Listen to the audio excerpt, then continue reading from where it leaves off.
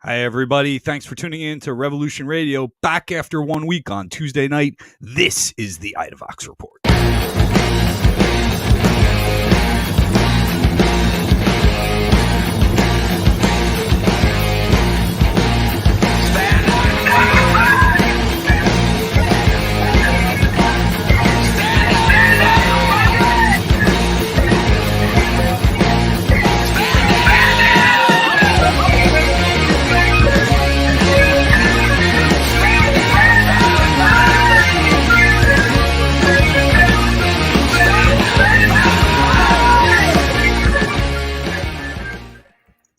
Hey y'all, how y'all be? I'm back. Brian's back. Christian is taking a break. He'll be back next week. We got a special treat for you next week. We're gonna have some fun next week. I'll explain it later. How you doing, Brian? Oh, Brian's frozen, so I guess We took a frozen with excitement. Wait. What in tarnations is wrong with you? Yeah, I can hear you. I can hear you fine. I can hear you fine, but you're frozen.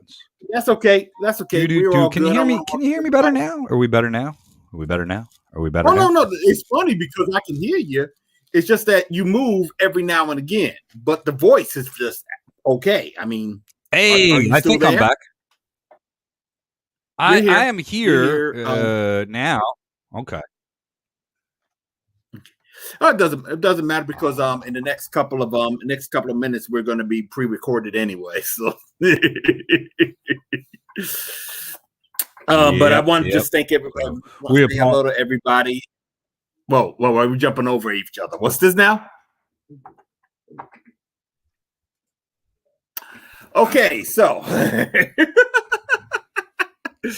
All right, seriously, everybody, I want to just say hi. It's been a good couple of weeks since we last spoke to you, and if you guys follow Idavox, we haven't really gotten any articles up. Been a little busy. We cleared out the One People's Project storage space and moved everything into the office, and I have been in the process of just trying to put everything in its place. Do you know what it's like to put 30 years of papers in their place when they never were in a place? I can't imagine. I don't even want to discuss what I've been finding.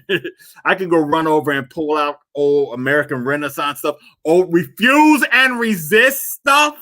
If no one knows what I was like, I mean, old Free Mamiya stuff. I'm trying to save him from the death penalty. I mean, stuff is just going back. Old Free Mandela stuff. I'm just like it's just like, oh yeah, and for the record, old punk flyers, old show flyers from back in the day. So I'm just like, it's a nice little treasure trove that's going on. And am I coming through now? Or am I still delayed? No, you're not delayed. I can hear you just fine now. There we go. See, we got around the technology blocks or whatever. I hope we stay good. Yeah, man. Hey, you're talking to a guy that just moved his whole family 500 miles after being in a little crappy house for like 15 years. And I mean, the amount of shit you can just build up and you've got to move it's overwhelming. Yeah. It becomes overwhelming, you know? Yeah, I have a habit of just always moving. So one of the things that I mean, over the past 30 years, all I've done was just move and move. And every place I go, I just get more shit. It was getting to the point where I had this huge ass record collection and I just gave it to my friend because I just get tired of lugging it around. And I'm glad he's a friend because I can always go back to visit my old records. Which is funny. I think I still have a few. Still have the first new edition. I still have the first new edition album. You have anything by Shaka Khan? I never bought a Shaka Khan record. I mean, from back in the day, in the 80s, I didn't buy any Shaka Khan. I should have. Were you into Shaka Khan back in the day? I didn't really get into Shaka Khan much later. I mean, even while I was playing some Shaka Khan live from YouTube just a couple of weeks ago while I was trying to straighten things out around here. No, I love me some Shaka Khan. So I think we had spoken about her before, and I really didn't come to appreciate her as an artist until, a little bit later, like after her hits and everything. But man, like there was a documentary, I think it's on maybe on Netflix or something where or maybe one of those like VH1 specials or something where they got into the behind the scenes type work, and very innovative. yeah, Really, I saw that. yeah, And I yeah. also saw there's a guy named Vlad. He has this YouTube channel called Vlad TV. And he's interviewing a whole bunch, and he's good for interviewing people from back in the day. Although I don't think it was him that interviewed Shaka Khan. I think it was an actress named Llewellyn, something like that. She's in Coming to America and a whole bunch of other stuff. And I always mess up her name, just like I mess up everybody else. It just seems like. But oh, I don't have my headphones on. Well, I'll have them on later.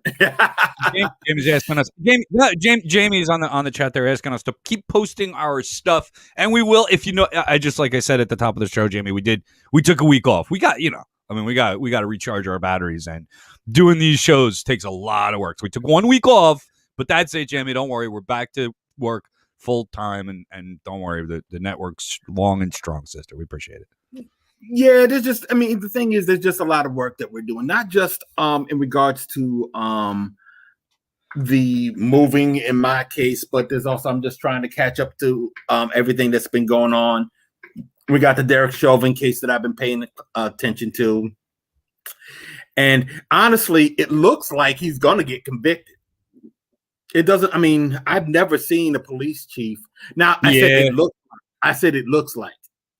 We have been. Let me ask you. Let me. Why? Why do you feel that way? Because we have been fooled before. That's about the 31st anniversary of one of those times. I was about to say, Rodney King comes to mind. Yeah. And there could be. We could sit here all day and discuss why do you feel differently? Because I feel differently too. I'll be honest with you. I feel differently too. But why do you feel that way? I feel that because I've never seen. Why do I feel like he's going to get convicted? Yeah, as opposed to where Rodney King and all the other guys going to go. Why is Chauvin going to go? The only reason why I would say he will get convicted is because I've never seen a police chief go on to testify against against one of his officers. I've never seen that before. That's different. In addition, I don't even want to say the whole everybody's eyes are on this thing, so they better not screw it up, because Lord knows that don't mean a damn thing. But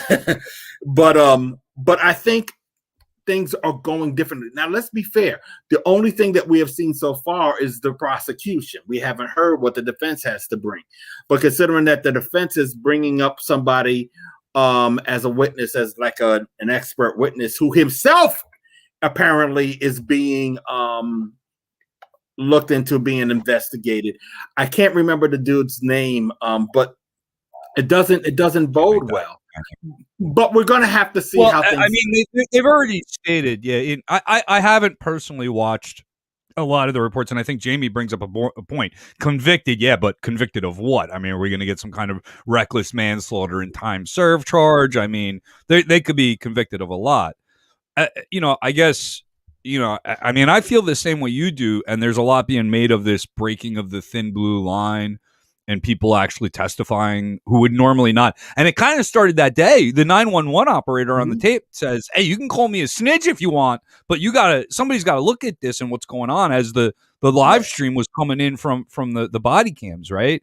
So, right away, this started to crack. So it was that blatant of a murder. It was so blatant of a murder that this guy wanted to kill this guy, and that was his intent. That it couldn't be ignored from the very start. Well, and the thing is, we got to say that the country erupted in protest. Right? Is that what it takes to get? That's a pretty high bar to attain to get justice for a murdered person. And is this going to be the bar from now on? Do we have to basically storm the streets for a month or 2 months straight to get one conviction of a police murder? Or are we we got to start to look? No, we got to storm the streets so that this never happens again. We got to storm the streets so that we basically just uproot and reform everything. Not even reform, deconstruct and then reconstruct everything that has been going on for the past over 150 years. I mean, 400. I was on Yeah. a podcast yesterday, and I brought up. I cannot forget this dude's name. I think his name is Dave Grossman, but he is a. But this guy has this. Does these police teachings. He does classes for police. He's a law enforcement trainer, and he has, and this is what Wikipedia calls it. David Allen Grossman is an American author and law enforcement trainer who are specialized in the study of psychology of killing. And he's teaching police officers how to conduct themselves and how to approach situations in the streets. And basically what he calls his teachings, his lessons is killology. And to give you an idea of how bad that is, we're talking about Philando Castile was killed by one of the cops that took that seminar. So it can go in either way. He can be cleared, or sorry, Jamie, he could be convicted of less than murder. I mean, they're not even looking at first degree. I did not see them going for first degree in the first place. Third degree is the best they think that they can do. So we'll see if he gets that. He might even get manslaughter. But I'm also curious about what happens when he gets sentenced too, because I remember when the police officer that killed the Kai Gurley was convicted, he ended up getting probation. Kai Gurley, by the way, for those who don't know, was walking around, I think it was Staten Island. No one was committing a crime. No one called the police. He just happened to turn the corner. The police officer got startled, and that was the first thing he did was shoot him. I'm looking at this guy Grossman that you were talking about. Did you know he also testified in the trial of Timothy McVeigh? Yep. Yeah. I mean, the guy is a mess. The guy is a complete mess, and he's dangerous as hell. So much so that when people started talking about him, it's as part of so just so people know, as part of the backlash from George Floyd and the protests, and this article I'm reading right now, and is that they banned his books from police trainings and started teaching police to not listen to him, because his his philosophy and his teachings are basically to numb you to the psychological effects of murdering people. And I'm just going to be honest with you. You should not be numbed to the psychological effects of murdering people, because that's what keeps you from murdering people. And once you remove those psychological fears of killing people, you've created murder.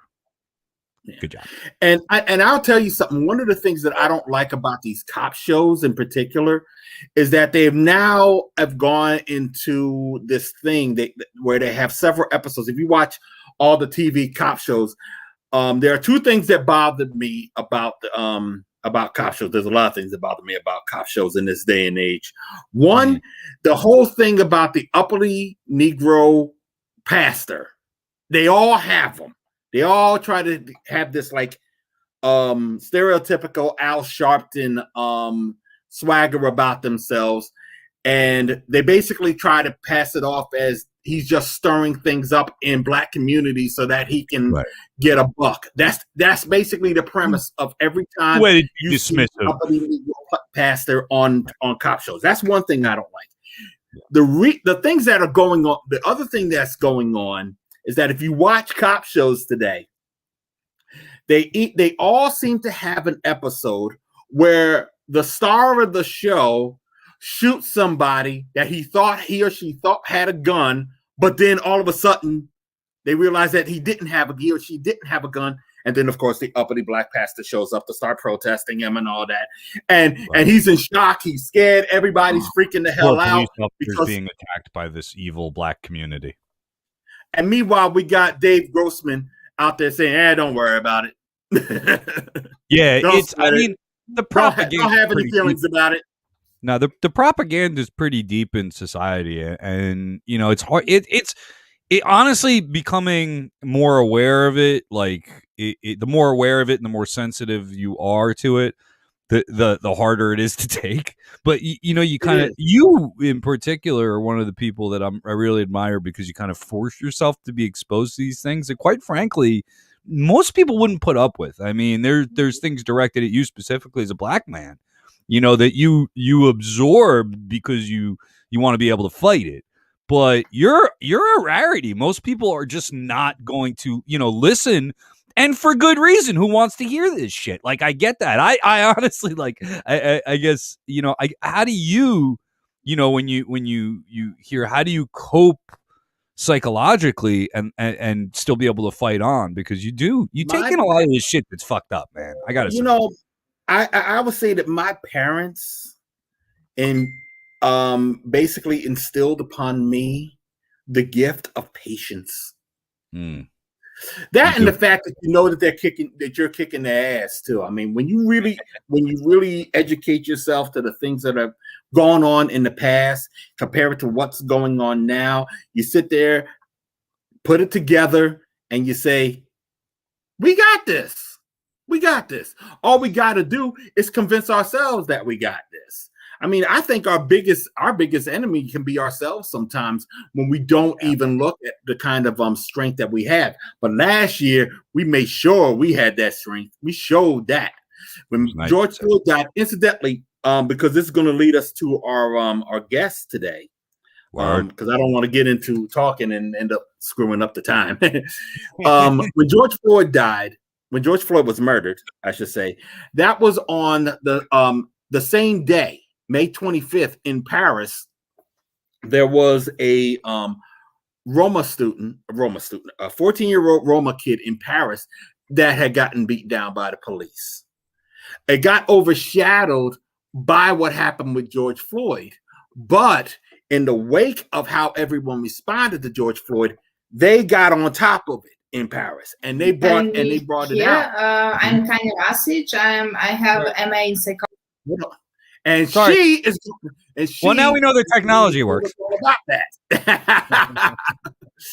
But that brings us to what we're going to talk about today, about who we talked to yesterday. A couple of weeks ago, I talked to the last time we had the show, the last episode. I talked about some webinars that I was on. One where I talked to German anti-fascists, and another where I talked to several anti-fascists from several countries around Europe, around the globe, Germany, Norway, definitely. I want to get the folks on Norway, from Norway back on at some point, Canada, the UK. And we also talked to Tanya Vasic of the Minority Initiative in Serbia, and her focus and her concerns are how the Roma people are being treated in Serbia. And you take a look at what's going on with us as Black people here in the States, and basically around the world for that matter. There's a mirror of that when it comes to the Roma people. When you start going to places like Paris or Belgrade, where Tanya Vasic is from, you realize that it is all really one attack. And I have to preface this.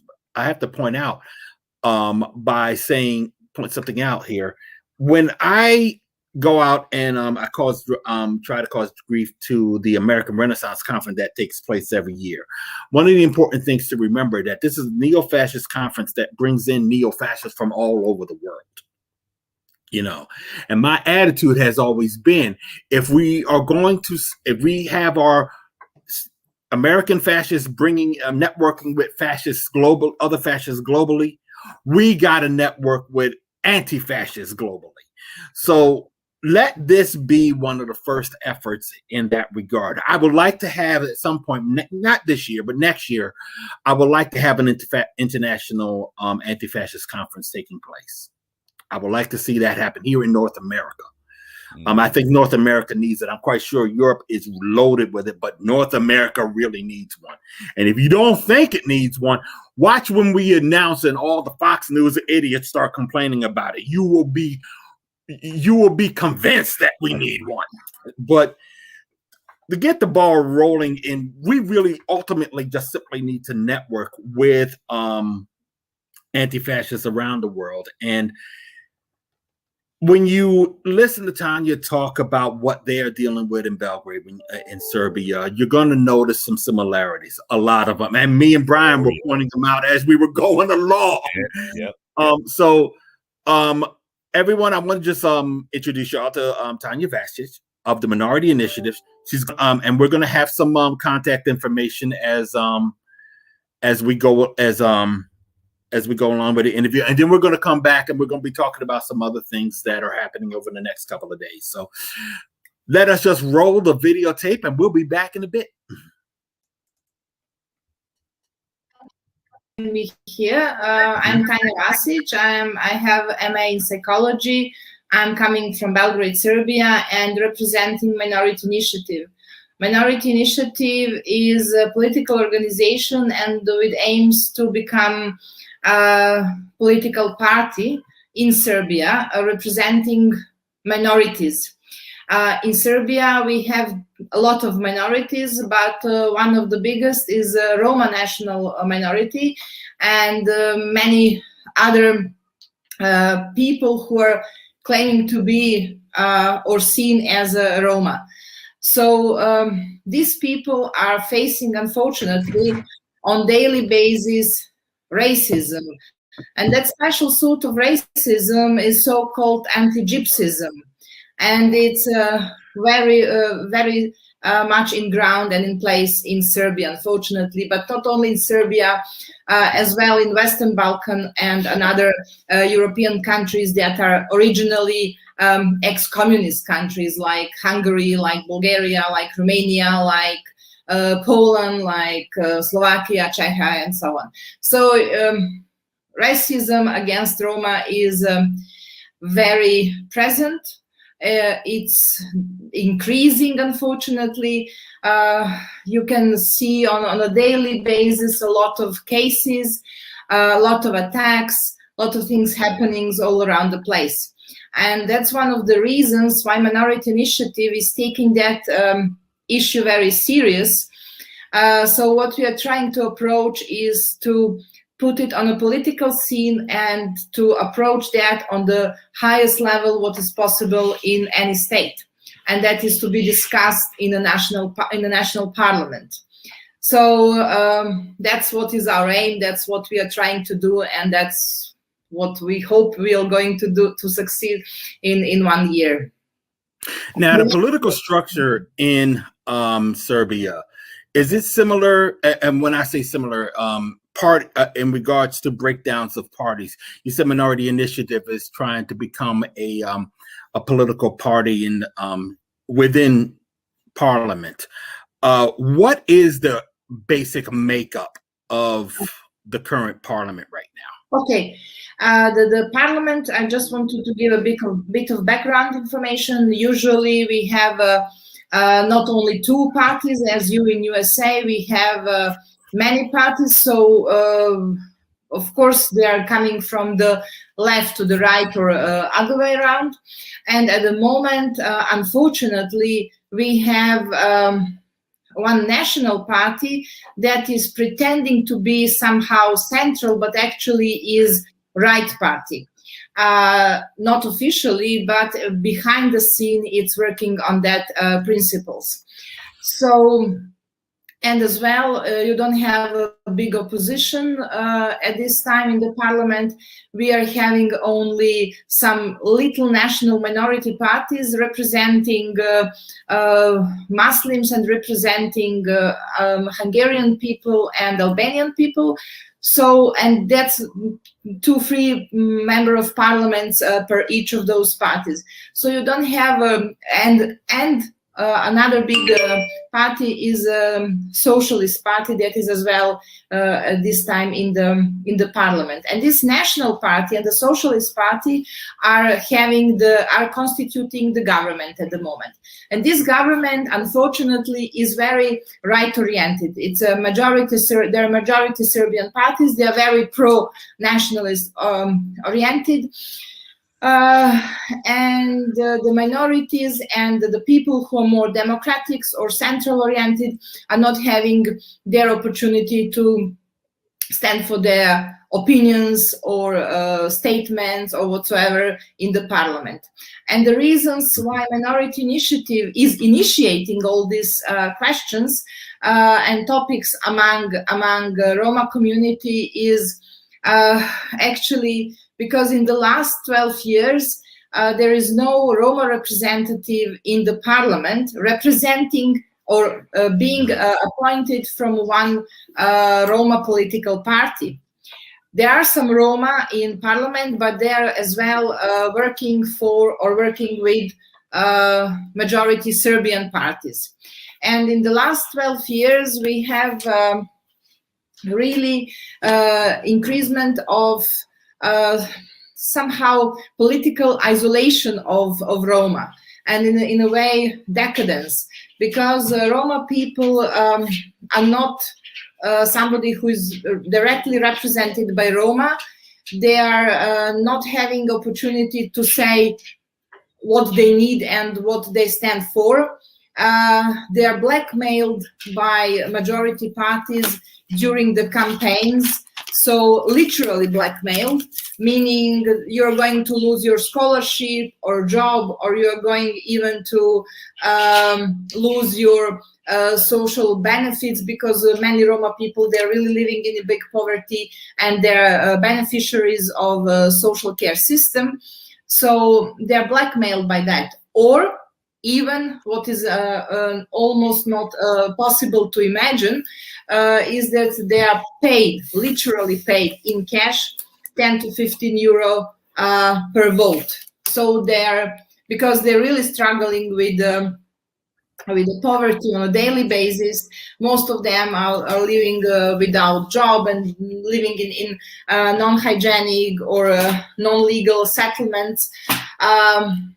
This 10 to 15 euros per family member who is an adult member who can vote means at that day some money. But if you compare that is one day when they're paid, and then you have another 4 years that somebody is making a political career and any other political income, but as well economic income on your vote, it's not comparable. And that is what is happening in reality. And the Roma people, I just want to emphasize, they're the most poor class or group of people living in Serbia. It sounds familiar, doesn't it, Brian? No, it doesn't look. No, I wanted to ask a little more about the roots of the Roma people in Serbia. How long have they been present in the region? Are they native to that region? Are they? Can you give me an idea of the history of the Roma people in Serbia? Certainly 500 to 600 years. So their domicile population there. Certainly, I maybe even more, but for these 500 to 600 years, there are records on that. Okay, because that was one of the things. Because that was one of the things that was. Yeah. I thought I heard something. Okay. I'm sorry. So I'm sure that with all the lack of, I should say, of representation, to underscore a fact that there's been quite a few conflicts. Some probably have flared up into full-on street actions and things like that. Can you tell us anything about that? Yes. Look, before all this is happening in the last 9 years, because you have to understand, and as well, I have to give you again a bit of background information. I think that all people in the United States still do remember Milosevic regime and that war in ex-Yugoslavia. And after the changing of Milosevic regime, we had a certain period of time democratic parties who were in the government. And after that, there is from one right-wing party, as an outcome is newborn baby, the new National Party. And this new National Party at that time, 10 years ago, has presented itself as a very democratic, as a very open-minded, and somebody who wants to put in place the changes to bring Serbia to European Union, etc., etc. So then they got the power, and then again they started with again not very democratic system to develop, unfortunately. And I cannot speak a lot about demonstrations or protests in the last 9 years. Actually, the last biggest protest which was done by Roma community was a solidarity protest in the 2010, when my husband and I we were directly engaged in organizing that with another European countries, because maybe you can remember there was a problem with Roma in France. So they want to expel Roma from Romania originally and Bulgaria back to their countries from France. And at that time we had developed, and that was the last big protest, unfortunately. So even the movements are very slow or quiet at the time being. That's a problem, because Roma people somehow they lost their courage, and they're not very supported by any other group. There is a lack of solidarity, and there is a lack of commitment to the change in this group of people. And I'm talking about, officially it is 150,000 Roma people, but unofficially, and that's again, there is a difference in a census, because the census is not properly done. It's about 450,000 people is a difference. So it means that about 600,000 Roma are living in Serbia, and you have officially only 150, which are all the stories and stories. And of course, just to come to your previous question about are the Roma people their domicile, they're not living only as a domicile population in Serbia. They're living in the whole Balkan.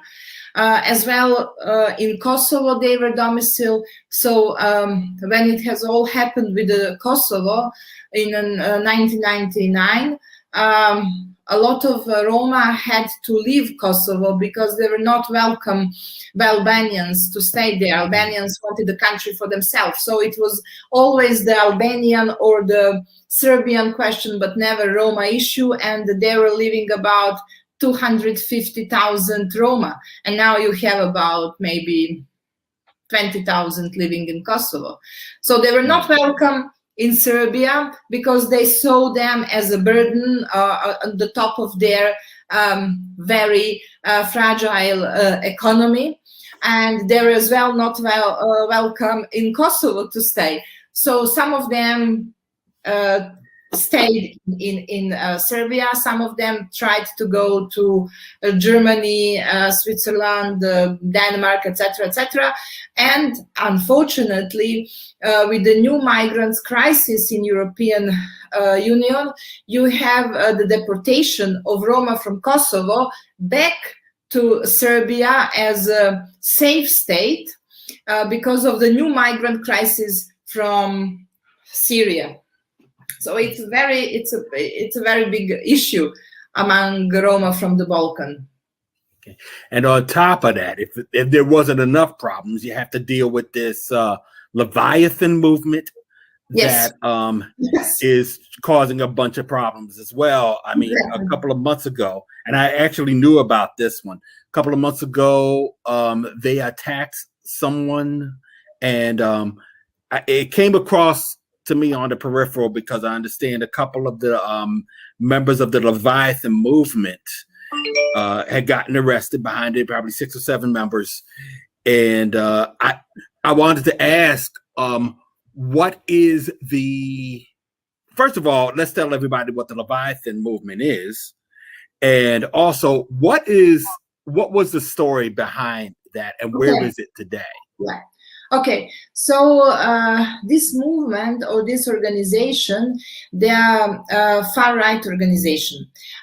Even though they are not presenting again themselves as a right organization, they want that people see them as somebody who protects animals, something like the people. But if you remember that even the fascists in or the Nazis in Germany before the Second World War were the ones who were protecting animals. They started with some of those actions.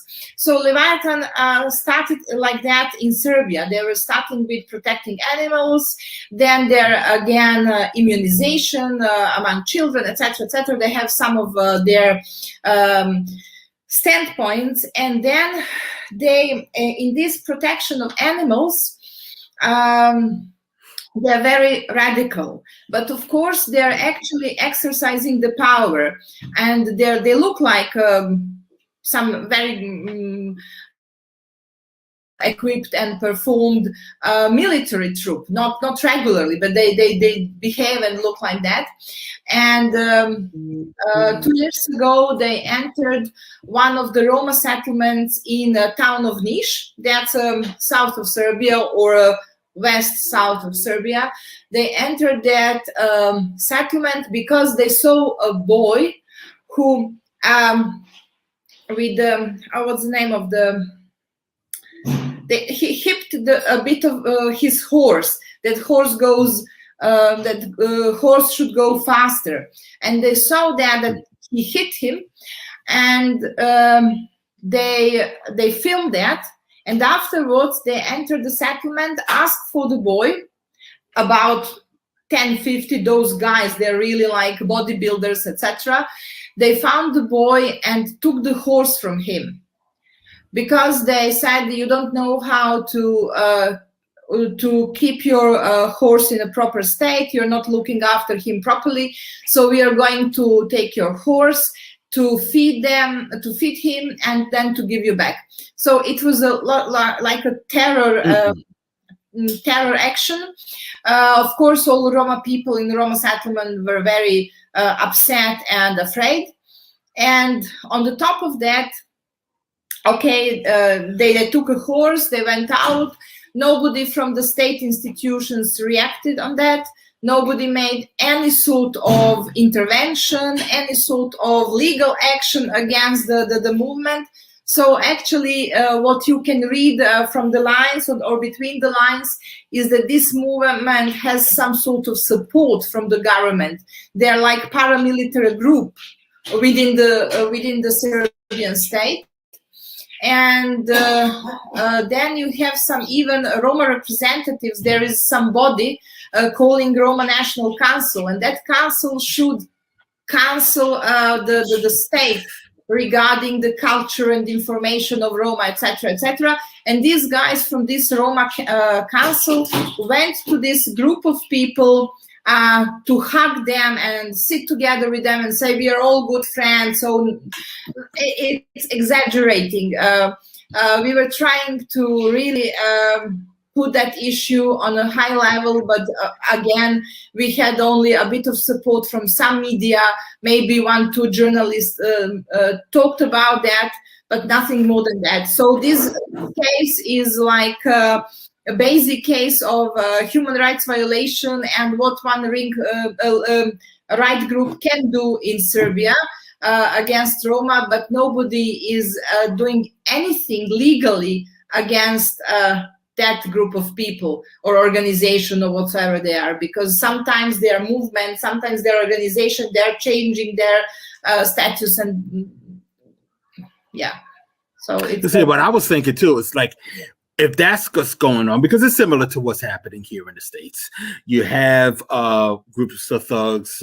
They go by various names, and we have a government that is kind of like hands off when it comes to their activities for the most part. I mean, sometimes they do things and sometimes they don't. And that lends itself to people saying, okay, if the government isn't going to do anything about them, if it even looks like that they're supporting them, that means we have to we protect ourselves. And that becomes Antifa, and a lot of pushback coming from the communities and from people in the streets. Have we seen that as of late when it comes to Leviathan? Look, unfortunately, when we are speaking about Roma population, they are, first of all, they're extremely poor, and they're very much afraid of any sort of losing their that what they have. So they have a lot of and long-lasting bad experiences within Serbian state. Then you have these people are not very educated. So you have a low scale of education among Roma people. That's a second issue. And then, of course, they feel somehow abandoned from the state. And I think that it is missing exactly that point, that they have to look after themselves. That is one of our agenda. What we try to do, and why we are already in very active in this world against racism movement, and such movement is to learn and encourage our community to build up solidarity, to build up this sort of courage and civil, not only initiative, but to be an active in helping your community, working with your community, because there is a lack of those sort of not only activities. I think the attitudes, it's a lack of attitudes. So what outside? So have you been getting any kind of help outside of Serbia, outside of the communities and things like that? Because we met via a webinar. We met via a webinar that was bringing people from all over Europe and Canada, myself from the States. What kind of outreach? What kind of outreach have you been able to make beyond the borders to see if anybody can help with this issue that's going on down your way? Yes, that's very important point. That's what we are as well trying to do. We are trying to meet another people, to let them know what is happening, that they hear all these issues, because as well there is a lack of information. Because when something happens to Roma community, as well, there is some sort of media blockade. You don't read a lot about it in media. So we have to build up a serious partnership with the Antifa organizations and with the people who are for human rights internationally, who are willing to help and to bring about their knowledge and know-how, and maybe even themselves into actions. Because we need this sort of support, definitely, and that's what we are trying to do. That's what we have been talking on that day, on that webinar, because I think it's a critical point that people do understand that anti-Gypsyism is extremely deeply rooted. It's something that you don't even for the people who are saying, no, I'm not racist in the Europe or even in Serbia, they mean that toward Afro-Americans or Afro-European people. So they will say, no, I'm not racist. But then when you come to Roma people, oh, the Gypsies, yeah, and just you know. So there is completely another level. Yeah, it's completely another level of recognition and acceptance of what does it mean to be racist toward Roma. So that's what we are doing at the moment. We are trying to find organizations, people, groups willing to help us in, first of all, establishing one network of people who will become aware of what does it mean to be anti-Gypsist, and then to start working on that issue, because I think that even the institutions, and that is the big issue and serious issue, even the institutions in different states, you have institutionalized discrimination, and we need help. We need definitely help. We need the people to work with us closely. We need organizations to work with us closely and to exchange experiences, to exchange know-how. Minority Initiative is willing as well to host people who wants to be volunteers in Serbia and to work with Roma communities, and there are a lot of things to do. So yes, yeah, people willing Brian, to come, welcome. Yeah, I guess I was curious in Serbia, are there or is there civil rights legislation on the books that's simply not enforced by the state? Or do you need more legislation on the books? Obviously, the enforcement isn't there. But as far as legislative activity, do you seek this government to help assist you by passing laws that create a more tolerant society, or are they no help at all? Look, you have the legislation. There is a legislation in place. So there is an anti-discrimination law, and you have national minorities law, etc., etc. But at the end of the day, it's not in practice, and that is a lack of. Again, there are lack of different sort of things. First of all, you need the patterns, or you need the mechanisms within a state that law can be in practice. So if you have only a law and that nobody is working on that law or using that law, then it's like not existing. So I will try to explain you. There is, just for an example, just given as an example, there was a case in October that one married couple was beaten in the middle of public transport in Belgrade, beaten by one guy. The police came when they got out at the bus stop. The police came. The couple was registered.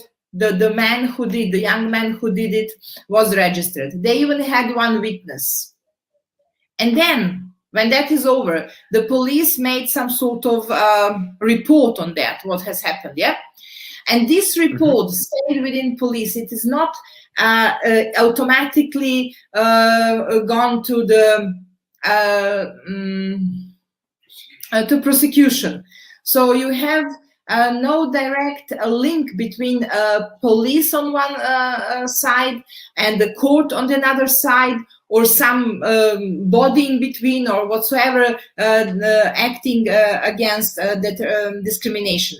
So you have as well some NGOs working on or offices of lawyers working on discrimination, but again, they're not directly involved in that. You have all this part of a system to put together to work.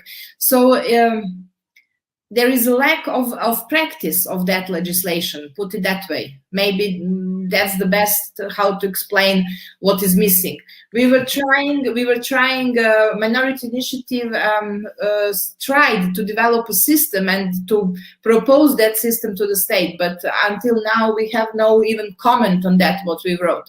So there's a lot of and I know that Daryl's sitting there kind of like, oh, I've heard this before, I've heard that before. There's a lot of believe me, our societies aren't so different in the way we treat people here who are minorities or traditionally oppressed, and I've seen that political whitewashing of people putting on, like you said, putting up legislation or maybe having laws on the books, but if police ignore even ignore the intent of legislation, which is to create justice, then it's just pointless. But they'll always be there to get reelected or to take the stage and to get applause for being, anti-racist or creating these environments, when in reality they're doing very, very little in material conditions for those of us, in the grassroots. So I wish you luck with that. I mean, it's a struggle, and I do hope, and I hear your calls for assistance, and I do hope that our audience out there gets in touch with you. And if you have any public facing stuff, I mean, get in touch if this touches your heart and you have some advice and strategy and help. I mean, we've seen that before with Wisconsin and Palestine, Black Lives Matter and Palestinian Connection. So we've seen international cooperation on the racial justice and the social justice fronts here in America. And it's nice to see that kind of cooperation between comrades, Exactly. That's important cooperation. I just want as well to say again, and that's something that is very important to know, and maybe this is an opportunity. On the day when the George Floyd was killed, at the same day, maybe just a couple of hours difference, one Roma guy, Roma boy, he was 16 years old at that time, was beaten by French police at the same day near Paris, even the same hour maybe, because of the differences in time zone. And I tried on that case to inform broader public. It was almost impossible because everybody was under the idea of Black Lives Matter, which is important, which is very unfortunate as well case with the death of George Floyd, and we always felt extremely upset when we see things like that happening in the world, because it's only showing how this world is still we're living on this racial discrimination standpoint. But on the other hand, we were trying as well to tell the story, yes, that is happening in America, but that is happening in Europe. And Europe is somehow showing very off when they wanted even to make some sort of speeches, how they're more open, how they're more anti-racist, how they're cradle of civilization, etc., etc. But unfortunately, it's not true. Europe is the cradle of imperialism. Exactly. Yes, sharing the same idea. And I think they should see what is happening in their backyard and front yard, because these cases are very obvious. And I think that what we do believe and what we are really trying to spread our mission is, please be aware, we need a sort of solidarity, we need to work together. And there are people in the United States, and we do believe in those powers, that there are people who are against racism, who felt for many centuries what racism is, and they can help us. And we need this sort of understanding, because I think that everybody who is fighting against racism and who is feeling racism on a daily basis and facing it has that experience as own experience. But sometimes we forget that there are other people living in the same conditions, more or less the same. Oops, we lost the same social illnesses, and I deeply, believe that racism is a social illness. All right, before we cut out, before we end, we definitely want to make sure that people are able to contact you and contact anybody that's working on this issue. And hopefully we can get you out here, because we were also talking about an international anti-fascist conference. And that's still in the planning stages, but it is about, as I started this conversation off with, it is time we all start uniting with each other. So for anybody who is watching this right now or listening to it right now, how can they get in touch with you? Where can they find more information? Okay, our website is in development. We don't still have it, but we have a profile on Facebook, and unfortunately it's written in Serbian, but I will add English name. So for everybody who wants to find us, it's going to be easiest way to do it through Facebook. We have Minority Initiative Facebook profile, so they can contact us at this time being through that. As well, we have one of the profiles on the Twitter. as well Minority Initiative, so they can contact us. And I will give you all details and the email address you have, I think, so you can share it. You can put it on a broadcast. It's Minority Initiative, but it's in Serbian, Manjinska Inicijativa @gmail. So you have that one. You can share that one as well. So everybody who wants to contact us, it's we are happy. We are happy to be contacted. We are happy to answer, to respond, to make what we can, of course. All right, excellent. One last thing. I'm really curious about the flag behind you. Could you tell us exactly what it represents? That's a Roma flag, because that's the Roma flag. That's the Roma flag. This is where I am learning stuff. I never knew. I never knew the Roma flag. Yeah. So this is the grass, this is the sky, and this is the wheel. And that means that we are all around the place. The earth is ours. The whole world is ours. I love it. So you can join our club. Hey, it sounds like a good one to join. So, yes. So everybody who feels as a cosmopolitan is actually, in a way, a part of Roma family. So do feel like that. Thank you for the life's lesson. Thank you for having me. Have a nice day. Thank you, Tanya. Very nice to meet you. Thank you very much for being on Revolution. As well, it was my pleasure. Thank you. Yeah, I wasn't sure, incidentally, that she was going to bring up. I couldn't remember if she had brought up the case in Paris in this discussion or in another one that I had with her earlier. But I'm glad she did it. I definitely want to thank her for Tanya Vasic for being on the show. You see her email on the screen right there. Like she says, that's the Minority Initiative in Serbian. You can also find her on Facebook. We had that link earlier. You will also have all of this contact information with this video if you're watching it on YouTube. So if you're on Spotify, well, I guess, can you also add information as well on all the other? You have to go to the website. If they're listening on Spotify, they get the little synopsis.